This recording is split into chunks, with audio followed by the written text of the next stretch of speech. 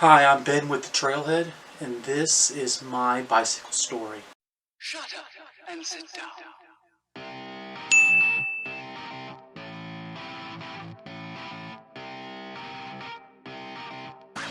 Like most kids, I started biking because my parents, my father was into biking, and I did like a lot of kids. I had a cheap bike that I learned to ride on with training wheels. Balance bikes weren't a thing back then, so that I didn't have that kind of technology. But biking was just something I did. It wasn't like anything more than just something I did in the driveway. I never rode anything more than just around our yard. And when I was 7, we moved to Virginia, and that's when biking kind of changed for me. We moved to a neighborhood where I could ride my bike everywhere, and I could ride my bike and see my friends. So for, I think it was 3rd grade, I got my first mountain bike. It was a Roadmaster. So my parents went to Walmart like most parents did for kids for their bikes. It was a 10-speed. And to this day, I remember the bike vividly. It was like a blue to pink paint scheme. It had index shifters, but they were the old classic style shifters, and it was just a cool bike. And so I rode that for about 2 years, but then something changed. I got a new friend that went to church with me and lived right down the road from me that got into BMX racing, and no longer did I want a bike that had gears. I wanted a bike that went fast and that I could race. And I had a cobbled together Huffy for my first race. And my first race actually was a Virginia State qualifier. And I was hooked. It was just so cool to be on the track, being around the people. It was just amazing. And I think my father knew I was hooked because he bought me a used bike at the track that weekend. It was a GT Speed Series, I think it was like a 97 or maybe 96 Speed Series, which are some awesome bikes. It was polished aluminum. It had one-piece crank. It had chromoly fork, chromoly head handlebars. It was heavy, but the frame and the wheels were really good. My father knew that, so he knew that it could be an amazing bike. And over the next 2 years, I spent upgrading the bike. And it was such a cool bike. I really hate that I got rid of that bike, especially now. If you try to find a Speed Series, they're like $2,500. So it's kind of crazy. I think I sold it for $300 maybe. After 2 years, I upgraded every Christmas, every birthday, and I had Answer carbon forks, aluminum handlebars, aluminum stem, aluminum Primo 3-piece crank, aluminum Primo, oh god, I think they're called meat tenderizers, or I actually have it on one of my bikes.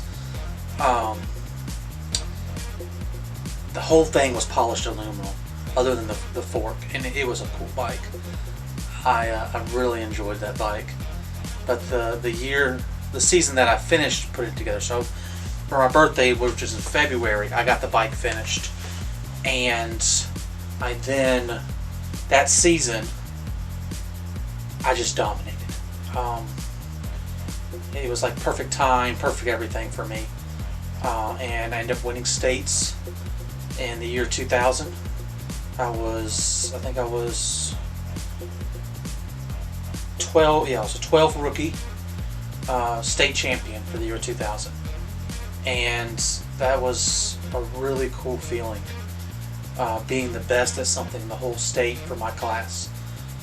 And the really thing that I got from BMX racing was not just the love for riding, it was the love for bicycles in general. I've always been a mechanically inclined person, and I could see something once and I could do it. And I basically learned how to fully take apart a bike. Now single speed, nothing too advanced, but I could actually mechanically maintenance my whole bike, which most 12-year-olds can't even do. Don't even know what a wrench is. So I enjoyed so much working on bikes. I enjoyed most was the fact that I could take this hunk of metal and turn it into something amazing. And I really enjoyed working on bikes.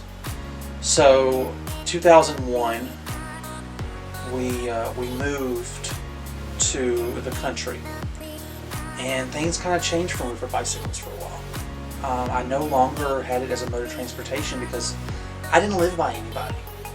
So bikes went back on hold for me. I stopped BMX racing in the year 2002 completely. I outgrew the GT that I had, and my father gave me a choice of, should we upgrade it or you're going to focus on football? And I'm built for football, so I focused on football. So bike riding kind of went on hold for me for a few years. It really wasn't until I watched a video after I got married called Seth Bike Hacks, and I started watching that all the time.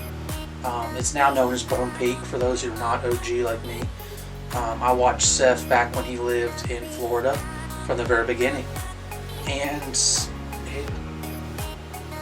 it seemed like it was a person like me that enjoyed working on bikes and enjoyed tinkering with bikes. And that's why I've always enjoyed his videos, is because he does what I enjoy. And so I bought a real mountain bike once again. I guess it was my first real mountain bike. Went and bought I had to put it on a layaway, so I had to over three months. I paid it off, and I got a Haro. I don't remember what the series was. It was a hardtail Haro mountain bike, and it was decent. I mean, it wasn't a bad bike. I had so much fun riding with it. My father always has enjoyed riding, so I really enjoyed riding with him. And then 2020 happened. So 2020 for most people was awful, and for me it was fine until the end. But so 2020, my wife, my daughter, and I would go ride after work every night in the spring, and it was a park close to our house, and we had so much fun riding together. And I really was enjoying riding. I loved being on bikes again, and everything was going great. And then at the end of 2020, things kind of changed forever. I got COVID and was hospitalized December 27th of 2020. And when this happens, I didn't think anything of it. I just thought I was sick.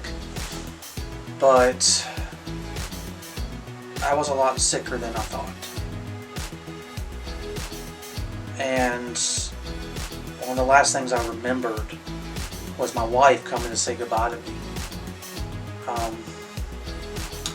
She was just told to come to tell me I love you and that I'm here for you, but I knew that she was there to say goodbye. And 30 days later, I woke up from the coma with tubes out of my body, being fed by a tube, on a ventilator. And I missed a whole month of time. And the hardest part about that was, when I woke up, I wasn't even strong enough to lift my hand. I couldn't lift my head. I could barely move. So I went from being an extremely healthy person, overweight, but a healthy person, to being completely handicapped.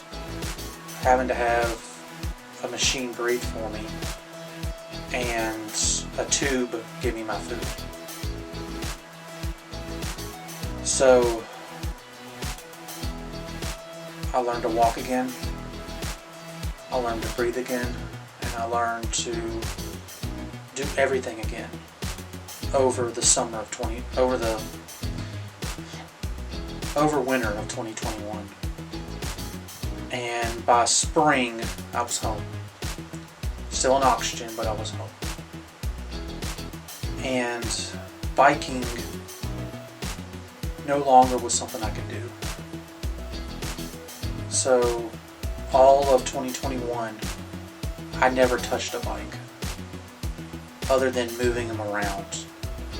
I physically could not ride a bike anymore. And the end of 2021, we moved into our new house, the house I live in right now. Once we moved into this house, I got a bike shop. I finally was able to, have my own space to work on bikes. And I mean, that's where my love has always been, is working on bikes. And I was doing it, one, I wanted to ride a bike again. But the main reason was I wanted to use it as rehabilitation. When I first started working on bikes, the first bike I worked on was my nephew's bike. And I couldn't stand longer than 1 minute without sitting down because I would get lightheaded. I struggled a lot in the beginning because my oxygen levels are not what they need to be still. And that's why I started this channel. Because I wanted to push myself.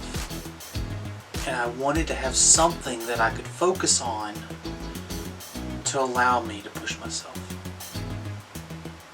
So I continued working on bikes, and the first bike build that I did on the channel was my daughter's bike, and it was because she didn't have a bike that she could even ride, because she's grown so much because of time that I missed. And finally spring came, and I went on my first ride with my father. And it was humbling because something that has always been easy to me and something I've always enjoyed became hard. Not because my muscles weren't strong enough, because my lungs were not strong enough. I physically could not oxygenate my body correctly. So I would have to stop constantly because I couldn't breathe. And this went on most of the summer. I kept riding, trying to get stronger. The next time me and my father went out, I did better. And over time I got better and better. And finally, recently, I went out again. And I almost feel back to my old self when I'm just doing things. And when I went for this bike ride, I was feeling amazing. I was not having any trouble. I wasn't having to stop. I was able to keep going, and I thought I finally was there where I needed to be. And then all of a sudden, I didn't feel right. So I stopped. And I almost passed out. My oxygen level got so low that I just couldn't keep up. So I've always been determined to not let this handicap stop me, because I am handicapped. And the only way I'm going to be able to continue biking is to get an e-bike. So that's now my goal, to give me some assistance with riding. I enjoy this channel so much and enjoy making content for this channel. And now that it's winter, I'm going back in the shop where I'm going to be working on bikes again. I just posted a video recently of me working on a bike for the first time since like March. And it felt good working on bikes again. Not because I enjoy it, because I do, but because I could physically work on a bike finally without being exhausted. So I'm going to continue pushing and continue working so I can ride a bike like I used to. And maybe one day I will be able to, but for now I need help. And so that's where the e-bike comes in. Next, I want to say thank you to everyone that watches these silly videos that I make. I know I'm no Seth Back Hacks, I'm no single track sampler. I know what I am, but I enjoy doing this because I enjoy making content for y'all, but also it makes me stronger, it makes me better. And that's what ultimately my goal is, to become who I used to be, not who I am now. So before I go, I just want to say thank you for watching. Please like and subscribe, that helps me immensely. I have started a Patreon that is 100% going to be funding projects, so I can do bigger projects that I can't do right now because of cost restraints. So if you want to help the channel out and help the channel grow, definitely help me out with that. But as always, thank you for watching. I'll see you next time.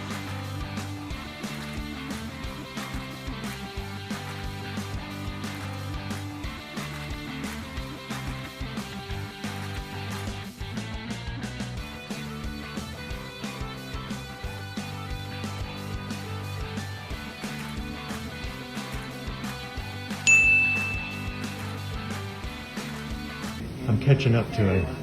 He's already left his room. He's rounded the corner and walking down the hall. One big collar, but we're getting you out of that room. Need a breath. Okay. Stand behind you. Reach back and then slowly sit back. Very nice.